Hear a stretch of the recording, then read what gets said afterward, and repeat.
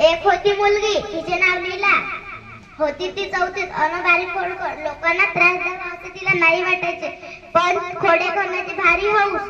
लोकांना तिला खोडे करण्याची भारी हौस. पण तिचं घर होतं गावाच्या एका टोकाला. तिला एक दिवस खाऊसा वाटला बर्फाचा गोळा.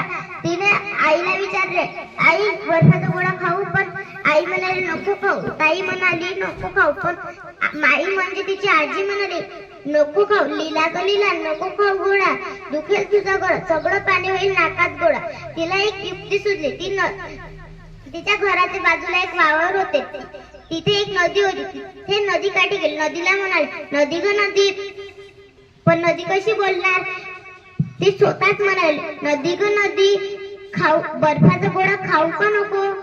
पण मग ती स्वतःच म्हणाली खा की. मग तिने बर्फाचा गोळा खाल्ला, घरी आले. तिचा मामा भोला मामा तो एका दिवशी घरी आला आणि त्याने आणले होते पेढे. ती शाळेत गेलती. ती शाळेत जायच्या वेळेवर तिचा भोला मामा आला. त्याने पेढे आणले.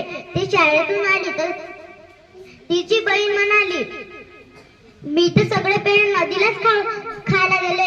मी नदीला म्हटले तू घे 8 मला दे 8. पण नदी कशी बोलणार? तिची आई म्हणाली का गं तुला एवढे कळलं नाही का पेढे खायचे ते नदीने कशी खाणार? पण मग लीला तिची बहीण धावत गेली.